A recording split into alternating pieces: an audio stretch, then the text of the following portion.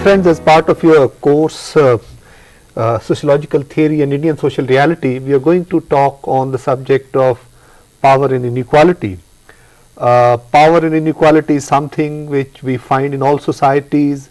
This is also something which has been there for a very, very long time, almost since the beginning of human society. Ever since human beings have begun to live together as social groups, there has been some kind of power structure that emerges in the society, and there have also been some kind of inequalities. The form of inequalities have been changing, but inequalities have existed and they continue to exist in almost all the societies that we know of.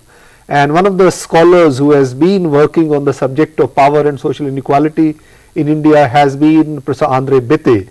He started his career, in a sense, with a study of a village in Tamil Nadu, where he looked at changing patterns of social inequality in rural India and tried to understand the processes of caste, class and power. And I am very happy to introduce you today to Professor Andre Bete, who is with us in the studio, and we are going to discuss the subject of power and inequality. Professor Bete, if I could start with the general kind of understanding that people in India have today, and that is that Indian society and also perhaps rest of the world has been undergoing some kind of a radical change, and this change is reflected in technology, in social relations, in social institutions and in power structure. How do you react to this kind of popular opinion? I think that there is no doubt that changes are taking place, and perhaps the pace of change is somewhat faster now than in the past. But I think we mustn't forget that societies are everywhere in a state of change. The fact of change is not new. Our society, for instance, changed a very great deal throughout the 19th century, Indian society. Then independence came in 1947.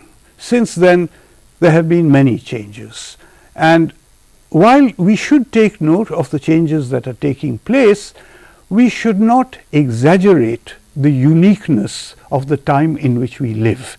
We tend to exaggerate the uniqueness of the society in which we live, thinking that our society is unique and cannot be compared with any other society.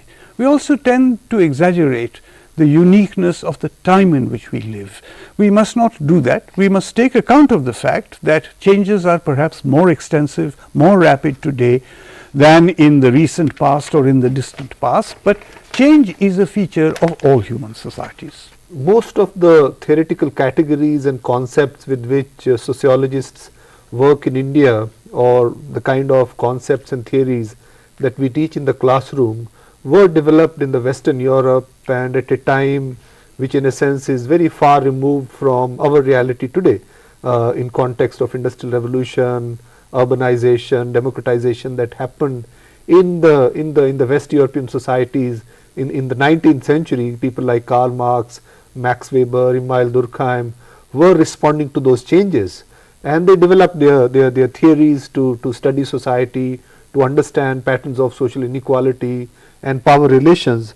Do you think those categories are in a sense relevant to understand the dynamics of Indian society today and the kind of processes that India is experiencing, process of change? Well, some of those categories are relevant and others have ceased to be relevant. And I think that we mustn't forget that while societies keep changing, the sociological studies of society also advance. We mustn't think that Western sociologists are stuck with what Max Weber or Emil Durkheim wrote 100 years ago. So we keep abreast of changes in society and corresponding changes in our approach, in our method, in our concepts. Now, it is true that the lead in developing the sociological approach, the sociological methods and sociological concepts and categories, the lead was taken by Western scholars. Now, what should we do with the concepts and categories that they have developed? Should we put them aside altogether and decide to reinvent these concepts and categories for our own use. This would be, in my view, like trying to reinvent the bicycle or to reinvent the wheel. When we find that those concepts and categories are not very well adapted to our conditions, we should try to change them. But this is what is happening everywhere. It is not as if sociologists in America or in Britain or in France remain stuck with the categories which were developed 100 years ago. I am not too keen to develop concepts and categories that will apply only to our society. I think there is a general pool of sociological ideas, theories, methods, concepts, and we should not turn our back on that, but we should not use those concepts and categories blindly. We should examine for ourselves how those concepts and categories apply in our condition here and now, today. And if they don't, then we should adapt them to our conditions. We may even try to devise new concepts and new categories to meet the requirements of the changing times in which we live. But we mustn't forget that everybody throughout the world is living in changing times and conditions. So we should be mindful of the distinctive features of our conditions, of our society, but we should not try to discard whatever has been done before or whatever has been done in another society, in another place and at another time. I always keep on repeating the same thing, that our society is distinctive, but it is not unique. Many of the concepts and categories that were devised 100 years or 150 years ago, it is true that they were devised in Western societies, but take power, for instance, or take social mobility, for instance. Now, we have to adapt those concepts to our times, but they're still very relevant to our times. There are basic general concepts like the distinction between power and status, like the concept of social stratification, like, for instance, social mobility. These apply everywhere, but they have to be adapted for a better understanding of the specific conditions under which we want to apply them. I don't think they apply in the same way in France that they do in India, but they don't apply in the same way in India that they might do in Indonesia. Even within India, we mustn't forget that we are a very large country. We have an agrarian system, we have an industrial system, we have tribal communities, we have metropolitan communities. So we should devise new concepts and new categories, but we should not turn our back on what has been devised simply because it was devised in another country or at another time. We should not adopt them blindly, but we should try to adapt them, and again I repeat, we should not try to reinvent the wheel. I would like to raise questions about the specific processes of change and Indian social formation, but before that I would like to kind of have your reaction to this notion of classics or canons. In sociology, do you think that there is still significance of reading people like Karl Marx, Max Weber or Emile Durkheim as founders of the discipline? Yes, I think, personally speaking, I think they are important, although there can be two different views on this, and we must understand what these views are. I have a friend who is an economist, who is a very distinguished mathematical economist. He is professor of economics in Cambridge University. He's an Indian, but he would tell me from time to time that he does not read Marx, and ask me, should I read Marx? Why should I read Marx? Because a great deal of what Marx says is false, so I shouldn't waste my time reading it. And much of what he says is true, but what he says is true has already been incorporated into the textbooks, so I should read the textbooks and find out. Now, I think that this is a perfectly valid argument for a physicist. I don't think many physicists read the Principia of Newton in the original Latin. They don't need to read it. But I think that it is a little different in the human sciences. Therefore, my view is that we should, I at least, find many useful insights in the writings of Marx, of Weber, of Durkheim, and of persons who came after them, and of persons like Merton, like Srinivas, like N.K. Bose, They are all dead now. But I still find many useful insights in their writings, and therefore I go back to their writings over and over again. The thing to guard against is blind imitation of what has been created in the past, and the willingness to adapt, to modify, to change, and to relate them to the conditions which we are examining. Karl Marx was somebody who started, in a sense, his theory of society with the concept of class, and subjects like inequality and power were also explained through the conceptual category of class by Marx. And later on, Max Weber, in a sense, accepted Marx, but also said that status and power should also be seen as being, in a sense, independent of class, or as different kind of ideal typical structures. And you in your work have also kind of tried to combine Marx and Weber. If one was to look at the structures of authority and power in Indian society today, one would perhaps also want to add things like gender or ethnic differences as dimensions of power. Marx said that, Max Weber said that status and class are, in a sense, different dimensions of power. Can you just elaborate the point that you have also been arguing?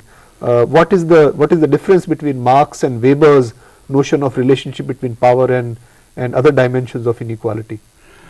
I think that on the whole, I mean, first of all, let me say that these were both great intellectuals. Both Marx and Weber were great intellectuals.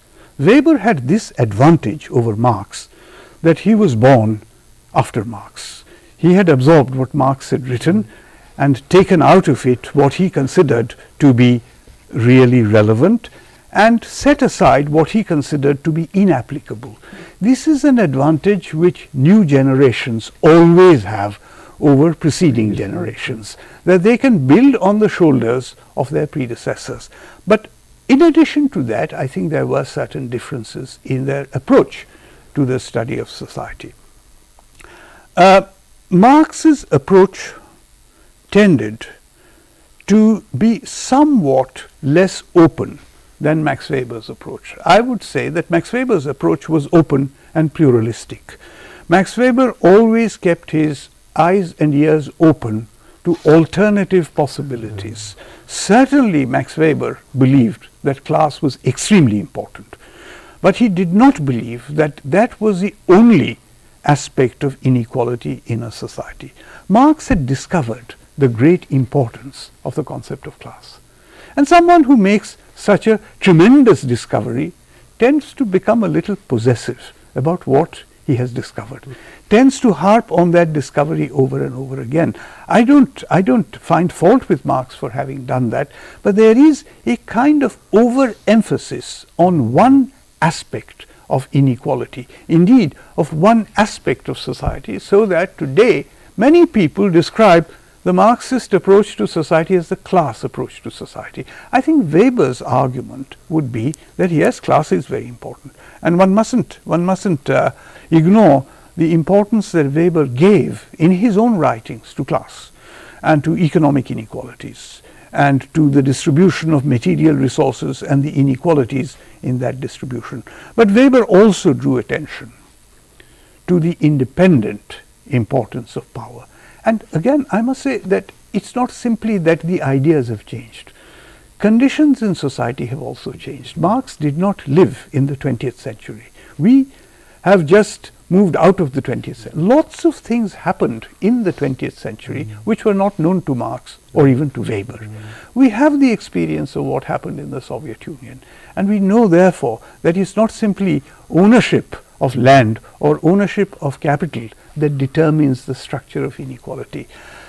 Significant position in the apparatus of power, whether in the apparatus of government or in the apparatus of the party, can also be a very important independent source of inequality. So Weber had the advantage over Marx. He came later. He was able to benefit from the insights of Marx, and he was able to move further forward.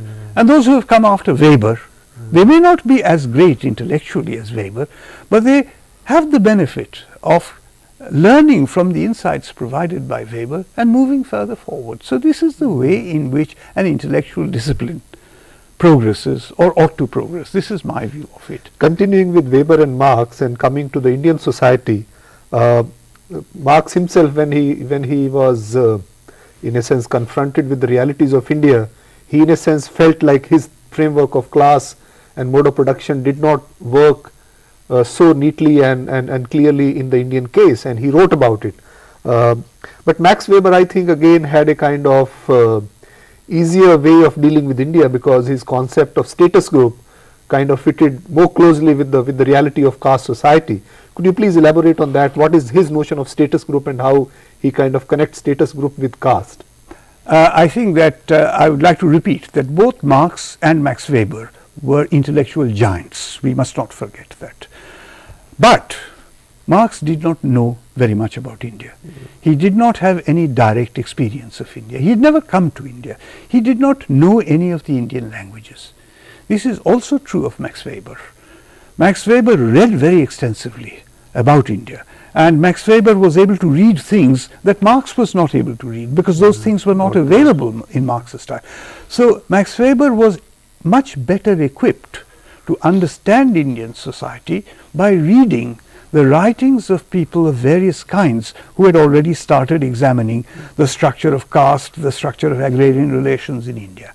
But even so, Max Weber did not know any Indian language, and Max Weber had never come to India. So if we move to a later scholar, Louis Dumont, for instance, I don't think that Louis Dumont was as great as either Marx or Max Weber, but he had this advantage. He came to India, he learned Sanskrit, he learned Tamil, he lived in India, and he, of course, had read the writings of Weber and Marx. So he had this advantage, and even Dumont, as I have pointed out, I don't claim to have Dumont's intellectual eminence or his intellectual caliber, but nevertheless I have come after Dumont, and I live in India. I have benefited enormously by reading the writings of Louis Dumont, but I think that there are many inadequacies in those writings, and I have pointed to those as I hope my own students who come after me will also point to the inadequacies in my writing, but I also hope that they will benefit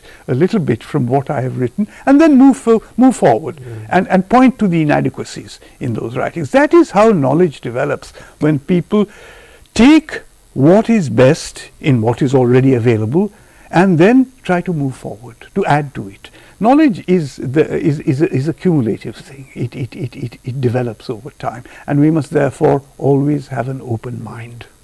In order to study caste, you had used Weberian idea of status groups in your early work. How do you think that is still relevant? Can one look at caste as status group today also, like Weber did? Yes, but I think that castes have undergone great changes, and our understanding of caste has also changed. You see, in the study of society, two things are changing simultaneously. The reality itself is changing, and our understanding of that reality, our conceptual apparatus, is also changing, and it's very difficult for the one to keep pace with the other. I think that what has happened with the caste system is that the ritual aspects of caste, the religious aspects of caste, which were stressed excessively by both Weber and Dumont, are today less important than the political aspects of caste. If one were writing about caste, let us say, at the beginning of the 20th century, one would naturally emphasize the ritual aspects of caste, the preoccupation with the rules of purity and pollution, the maintenance of distance between members of different communities. But if one is writing about caste today, one would perhaps put greater stress on the uses to which caste is put in the electoral process, in the mobilization of political support. And therefore, the idea of caste as a status group, though useful, it is no longer as useful as it had appeared to be to Max Weber. People say that, I mean, in 1970s and 80s, scholars used to talk about caste as class, or caste would eventually become or transform itself into class. That obviously is not happening. But what is caste then? How do we approach caste today? I think it's a serious mistake to think that caste will become class. I think it's a very serious. Caste and class are two different kinds of animals. Both of them are extremely important. And if you expect that caste will disappear and will be replaced by class, I think this is a serious mistake. Caste and class will coexist. As caste, or rather as ethnicity and class coexist. In American society, they don't have a caste system, but they have a system of ethnic groups. And ethnic groups are stratified, are ranked, but they are not the same thing as class. I think the basic difference between class and caste is that class is defined essentially in terms of the economic attributes of individuals and households, so that an individual can move from one class to another. This is a very frequent occurrence, whereas castes are identified in terms of the attributes of whole collectivities. You cannot move out of a caste, but you can only make caste less relevant in your own life. But you can't change your caste. So castes are becoming more like communities in a sense. But yes, the class is also not something which is insignificant in India, and you would completely agree with that. Do you think the significance of class or inequalities based on economic ownership of means of production has increased in India today, the significance of caste? Caste or class? Oh, sorry, significance of class. Well, I won't say that it has increased, but it's still very important. And our sociologists at one time were turning all their attention on class, and now they have begun to turn all their attention on caste, with the lame excuse that caste is a form of class. Caste is not a form of class. And I think that the study of class deserves greater attention, more serious attention from Indian sociologists than it has received in the last 10 or 20 years. It is very important. People are talking about revival of Karl Marx, particularly in context of the economic crisis and the fact that, with globalization, the classical kind of capitalism is coming back. Do you think that there is a possibility of class conflict emerging in India? I'm not a revivalist. I don't want to revive Karl Marx. No, I think that we have to. Marx was great. I think, as you rightly pointed out, that it all began with Marx. The study of class began with Marx. But I think that we have to move beyond Marx's conception of class. We have to move beyond the idea that class conflict provides the essential engine for social change. I don't think that that idea of class is going to carry us very far. But I think class remains very important. I think what has happened is that we have come to realize that to try to define class only in terms of property, only in terms of the ownership or non-ownership of the means of production, does not carry us very far. It was a good starting point. We have to take into account also occupation, education, income, and the division of households in terms of the distribution of income, occupation, education. These are very, very important things. But these carry us to a conception of class which is somewhat different from Marx's conception of class. So class is still very relevant. Marx's insights on class should be our starting point, but they should not be our end point. How would you then finally look at power today? What are the sources of power in Indian society today? There are many sources of power in Indian society today, as there are in many societies in the world. One is wealth and property. Unequal distribution of material resources is a very important source of power. The other is, of course, the apparatus of political life. That also is a very important source of inequalities in the distribution of power. Thank you very much, Professor Bete. This has been a great discussion. There are several other questions that one could raise about inequalities and power. For example, over the last 20 years, the concept of gender has become quite significant, and lots of contemporary sociologists are trying to understand gender as a dimension of power. And then one has to also look at how institutionalization of democracy has transformed power relations and what is the significance of it. But some of these would come up in other discussions and lessons that you would have access to. Thank you very much, and thank you again, Professor Bete. Thank you.